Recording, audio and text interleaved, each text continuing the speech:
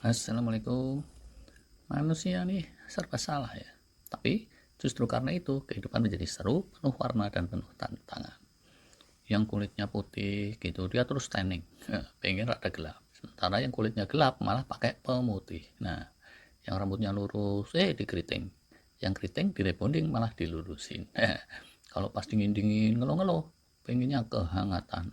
Giliran dapat panas di Arab ngeluh juga. Pengen kesejukan. Dari sononya udah kayak gitu sih. Ada bahkan di Quran, Al-Ma'arij ayat 19 sampai 21 disebutkan, sesungguhnya manusia itu diciptakan suka berkeluh kesah dan kikir. Bila ia ditimpa kesusahan, dia berkeluh kesah, dan bila mendapat kebaikan, amat kikir. Nah, dalam soal makan, ternyata gitu juga, sama. Saya ingat ya, dulu gitu awal 70-an saat saya masih kecil, saat bangsa kita lagi kredit, orang pada ngarep munculnya zaman kemakmuran. Coba ya, andai bangsa kita makmur, tentu kasus-kasus kurang gizi akan menurun drastis. Ternyata sekarang apa yang terjadi? Tetap aja ada yang dikeluhkan. Dulu masalahnya kurang gizi, kurang makan. Sekarang masalahnya kebanyakan makan, kurang menahan diri. Oh alah, gubrak. Kita udah pernah bahas ya, racun dunia yang paling jadi biang kerok untuk penyakit macam-macam, gula fruktosa. Alkohol, kamar termasuk di situ. Nah, apa bahayanya fruktosa kalau kebanyakan? Sharing dari para pakar Bejibun 1001. Berikutnya lagi, yang jadi perhatian para peneliti dunia itu soal asupan protein. Sekilas-sekilas kita udah pernah sebutkan, nyelip di sana-sini, tapi yuk kali ini kita bahas khusus lebih fokus. Kira-kira ya, sekitar 2 dekade lalu, ada penelitian yang terus terkenal yang menyimpulkan bahwa orang yang membatasi makan itu lebih awet hidup, awet muda, awet sehat dibandingkan orang yang banyak makan. Makin kesini, makin jadi konsensus umum tuh di kalangan ahli bahwa kalau kita ingin awet muda, awet sehat, maka kita mesti menakar dan membatasi asupan makanan, khususnya asupan protein. Tiap makhluk hidup ini bisa beda ya, tapi kita nggak usah mikirin bangsa kambing, kucing, dan kalong. Kita fokus saja pada Kang Ujang, maksudnya bangsa manusia. Di alam semesta, ini varian protein atau asam amino banyak nggak karuan, tapi untuk tubuh manusia yang dibutuhkan 20-an jenis protein saja, atau mungkin lebih dikit. Walau alam, dan di antara yang dibutuhkan itu, ada 9 jenis yang disebut protein esensial. Diperlukan oleh tubuh namun tidak bisa dibentuk dan dibikin sendiri oleh tubuh kita. Jadi harus dapat dari asupan eksternal. Walau begitu, tubuh kita akan kewalahan juga kalau asupan proteinnya berlebihan. Kalau asupan protein berlebihan, peremajaan sel-sel melambat, mTOR pathway kenceng terus, gitu dibilangnya oleh para ahli yang kekinian. Modenya tubuh kita itu mode pembangunan dan mode penumbuhan. Dan kalau itu terjadi, perontokan sel-sel rusak dan sel-sel tua yang merupakan awalan penting dari healing, repair, dan rejuvenation alias permajaan itu nggak bisa jalan sempurna. Itulah yang bikin kita cepat tua. Gimana sih logikanya yang benar dalam kita mengkonsumsi protein? Nah, manusia itu dikelompokkan dalam 3 kategori.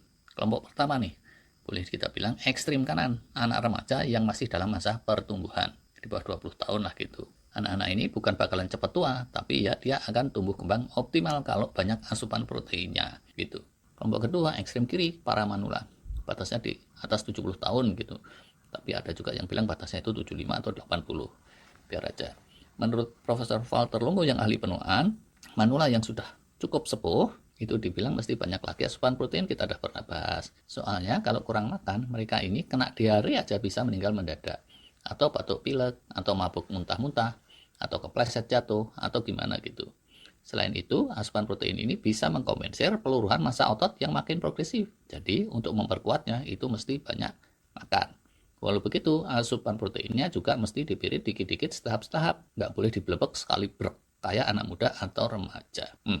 Kelompok ketiga, ini yang tengah-tengah, yang usianya usia nanggung, saat baru aja selesai masa pertumbuhan sampai dengan saat menjelang jadi manula tadi itu. Nah, kelompok ini kalau ingin awet sehat, awet muda itu mesti asupan proteinnya ditakar. Atau secara lebih umumnya, asupan makanan keseluruhan itu mesti moderat saja, tidak boleh porsi jumbo-bombo. Nggak tahu nih, jumbo-bombo ini apa? Benai lah. Kalau nggak gitu, apa yang akan terjadi? Insulin resistan itu yang mengarah diabetes akan gampang muncul. Gangguan asam urat lah yang nyambungnya juga kemana-mana. Kemampuan otak saraf juga melemah. Paru jantung juga terdampak. Kecenderungan kena kanker juga meningkat. Pendeknya, cenderung akan cepat tua, cepat usur. Kebanyakan makan itu nyambernya ke hal-hal yang dalam kesehatan holistik, bagian hulunya gitu deh. Mitos yang bahaya, udah deh, hantem aja dulu, makan sepuasnya. Ntar kalau ada apa-apa, sikat aja pakai suplemen A, B, C, sampai Z. Waduh, ngawur tuh kalau kayak gitu. Ini ibaratnya, udahlah, kita buang sampah sepuasnya di kali, gak apa-apa. Nanti kalau rumah kita keterjang banjir bandang, tinggal kita sedot pakai pompa raksasa, terus kotoran-kotorannya kita panggilin GoClean. Gile lu ya. Masya Allah, amit-amit jabang. Kenapa nih kok yang utamanya di garis bawah itu protein? Gimana sih logikanya? Nah, jadi begini, Bukono dan Beginu. Di antara makronutrien, protein ini rada khusus. Kalau lemak, dia bisa disimpan di berbagai tempat oleh tubuh kita. Gula karbo juga idem, bisa dikompres terus disimpan jadi cadangan glikogen. Tapi protein ini tidak bisa. Ibarat orang hajatan gitu deh. Kalau kelebihan uang sumbangan, uang cecepan dari para undangan, itu bisa disimpan di bank sebelum kelak dipakai-pakai. Kalau kelebihan kiriman makanan, bisa disimpan dulu di lemari makan atau kulkas, diurus belakangan. Tapi kalau kelebihan tamu yang datang, ya tamu yang datang ini tentu nggak bisa disimpan dulu di lemari makan kan ya, di storein ke bank juga nggak bisa. Ya udah, tamu ini mesti diantrikan satu-satu, ujungnya sampai tamu itu benar-benar bersih bisa lama sekali kalau kebanyakan. Protein ini kayak tamu itu, kalau dia kelebihan itu akan perlu waktu lama sampai dia benar-benar menyingsing semua, dan ini akan melambatkan rejuvenation atau permajaan tadi itu. Loh, mungkin ada yang protes ya, bukannya protein itu terus dibutuhkan jadi bahan baku jaringan otot dan seterusnya. Betul, tapi kalau suplainya berlebih, itu malah pembangunannya macet. Ibaratnya kalian bangun ruko 3 tingkat di lahan 100 meter persegi. Kalau tiba-tiba disuplai truk molen, bawa bahan cor-coran beton 100 truk sekaligus, pemborongnya bisa bludrek itu. Lu kira gue mau bangun bunker anti bom nuklir apa? Ya, pembangunan pun jadi macet, karena semua orang jadi tersita ngatur-ngatur parkir truk yang segitu banyak, dan warga pun protes sekalian. Petugas huru-hara berdatangan, dan para aktivis yang semula anggur-angguran pun teriak-teriak minta penurunan harga BBM. Gak tahu tuh mintanya ke siapa, bingung gue. Intinya, selama protein seger masih eksis, tubuh kita sibuk ngatur-ngatur parkirnya dulu yang disebut mTOR pathway sama orang-orang MIT. Dan rejuvenation jadi terhenti dulu sampai mTOR pathway menyingsing. Menurut beberapa pakar, kalau asupan proteinnya pol-polan, mTOR pathway ini bisa matang sampai 20 jam bahkan, atau sekitar itu. Bayangkan, di bawah puasa, tidur pules sampai 16 jam ini masih aja mTOR pathway. Jangan ngarep autofagi dan rejuvenation. Padahal itulah yang menjaga kita supaya awet muda, awet sehat. Itu deh logikanya. Pertanyaan berikutnya, namanya protein mesti dibatasi atau ditakar, itu gimana sih takarannya? Ada beberapa pendekatan. Kalau mau ilmiah sekali bisa googling, kebanyakan di luar sana pendekatannya asupan protein harian. Gampangnya terentang antara 10-35% dari keseluruhan kebutuhan kalori harian. Saya nih contohnya, sehari-hari rata-rata butuh 1800 kalori.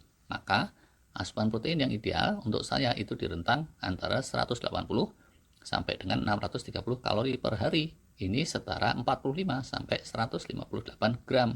Karena rumusnya tuh ya, 1 gram setara 4 kalori gitu. Nah, sisi kebutuhan kalori hariannya tiap-tiap orang itu beda ya, bisa dihitung pakai BMR kalkulator yang kita juga punya. Atau kalau nggak suka punya kita ya bisa googling. Sampai di sini nih jangan-jangan para penonton bingung nih. Semula ngomongin prinsip-prinsip kok terakhirnya hitungan angka. Stop dulu deh ya. Insya Allah kita lanjut aja ke bagian kedua untuk mencermati hitungan dengan lebih teliti. Terima kasih.